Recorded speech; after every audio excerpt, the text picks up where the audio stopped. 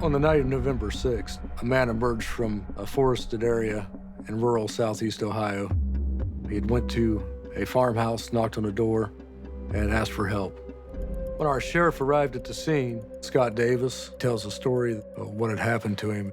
He had met with these people and that they had shot him and then chased him for hours through the woods until he could escape under the cover of dark. I had been in South Carolina for about 15 years. At the time, my mom said she could use a little bit of help up here in Ohio. So I started asking people in Ohio if they knew of any work. So I just wanted to have something to do. People kept saying, man, get on Craigslist. There's all kinds of jobs.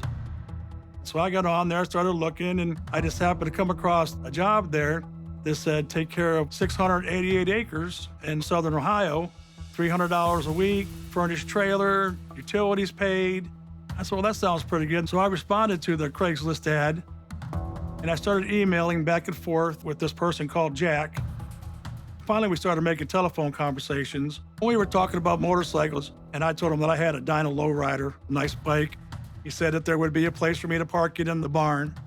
She said, just bring whatever electronics you'll need, such as a TV, your stereo. We wanted to make sure it was clear that it was just gonna be me. And I decided to go ahead and make the move up to Ohio. In the morning of November 6th, I believe I ended up getting there probably around 8 o'clock in the morning. I met Jack and a young guy at Shoney's.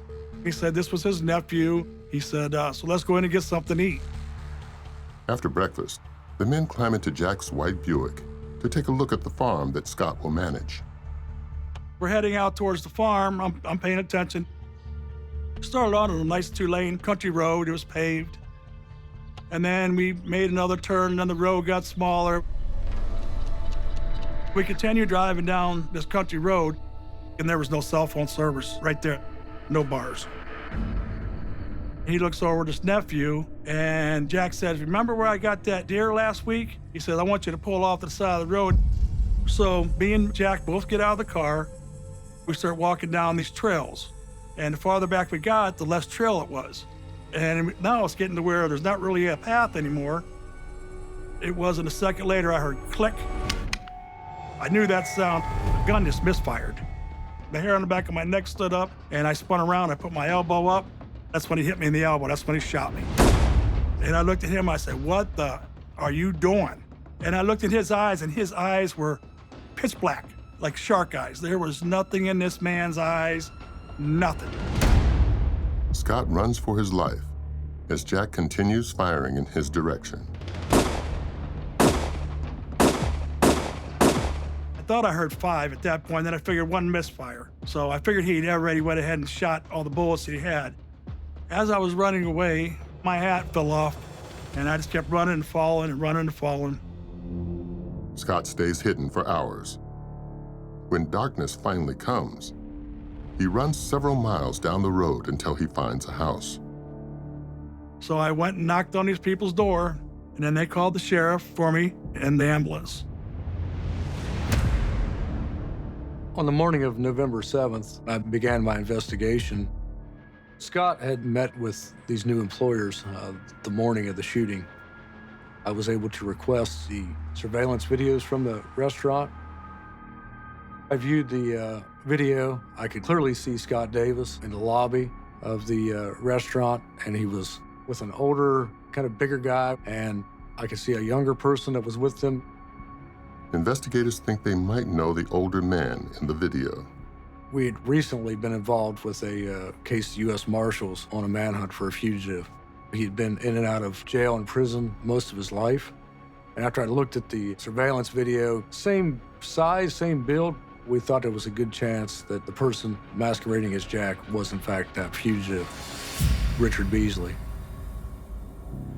Richard Beasley is a career criminal on the run. Authorities in multiple states have been trying to track him down for months. Richard Beasley is from the state of Ohio. He was in prison in Texas for some gun-related charges and some burglary. He came back to Ohio and fled parole. He ends up back in a life of crime involving thefts and drugs and prostitution. I got a call from Deb Bruce. She had read the newspaper article about the shooting of Scott Davis, and then Deb provided us with some information.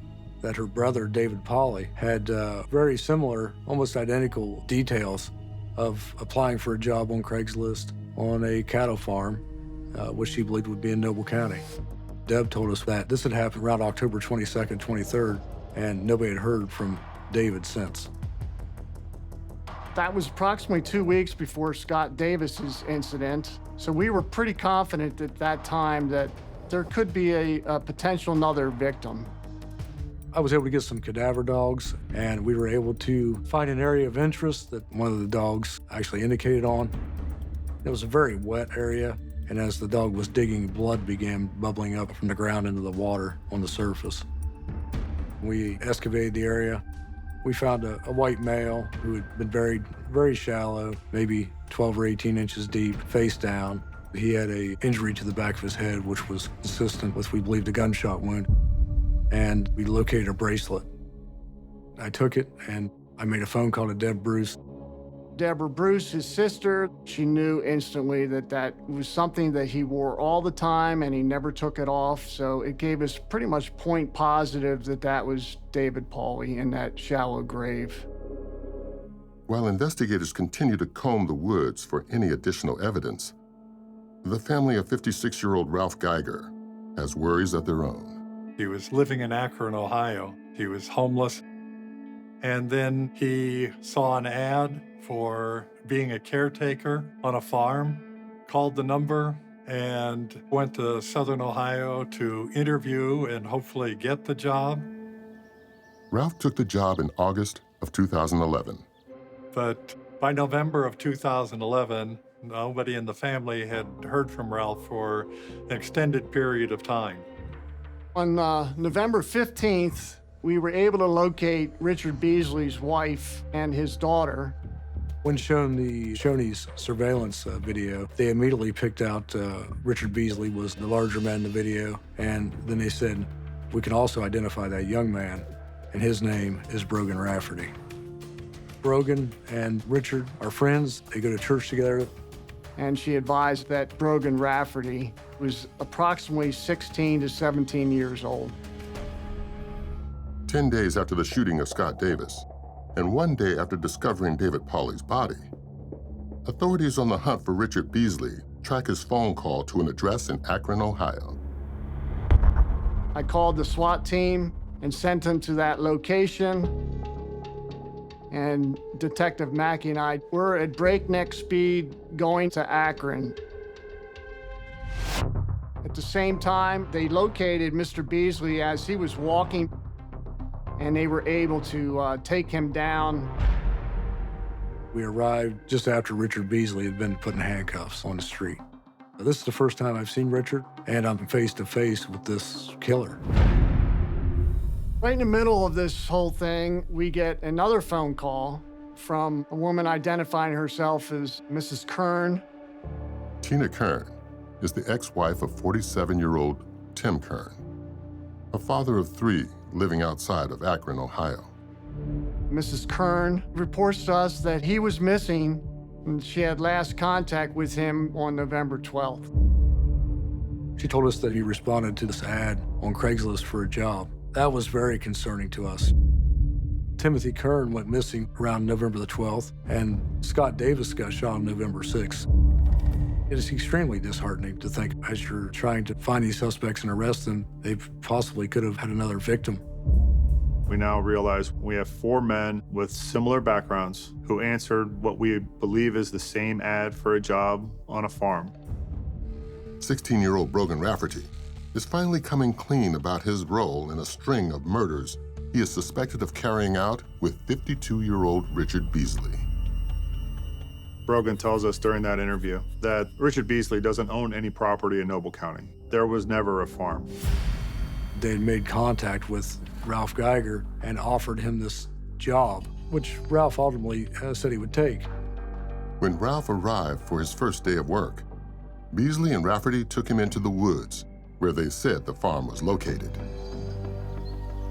When I turned around, Mr. Geiger was in front of Mr. Beasley, and Mr. Beasley pulled a pistol out, and with both hands, he pointed at the back of Mr. Geiger's head. And I saw that and I closed my eyes, and then I heard a gunshot. I opened up. Mr. Geiger was sitting in the creek bed. All right. Did he seem to be dead? Yes, he was dead. What we learned from Brogan about the murder of David Pauly is this is going to be a source of income for Richard Beasley. Brogan said that they lured David Pauly so that they could steal his possessions, steal everything he had. It was part of their plan that these people that they picked would come here with all their stuff, and then after they killed them, they sell it. So David Pauly died simply for the contents of his U-Haul van. When it came to Scott Davis, I learned that the motivation was a motorcycle. There was a different piece of equipment and tools. He thought that he could get a lot of money for it. How much money do you think it was worth, Beasley? He thought it would be worth maybe $30,000. This would have been a big payday for Richard Beasley and Brogan Rafferty. When Scott survived, they had to keep going. He just needs a little bit more money to get through the winter. And now we have Tim Kern. He told us about picking Tim up, and Tim was all excited. He got the job, they were taking him to the location, and Richard is asking him, how much money do you have on you? And Tim was really down on his luck. He basically had the clothes on his back and $5 in his pocket. But they ended up murdering Tim Kern later that morning. It almost didn't seem to be about the money anymore. Tim Kern's was the most senseless killing that I'd ever been involved in. In the months ahead, as the prosecution prepares for court, they decide to seek the death penalty for Richard Beasley. Brogan Rafferty will face trial first. A judge rules he can be tried as an adult. Brogan Rafferty is found guilty of murder, robbery, and kidnapping. He is sentenced to life in prison. Richard Beasley stands trial for the deaths of 3 men and the attempted murder of a 4th, Scott Davis. Richard Beasley is found guilty of 26 of 29 indicted counts. 3 weeks later, he is sentenced to death.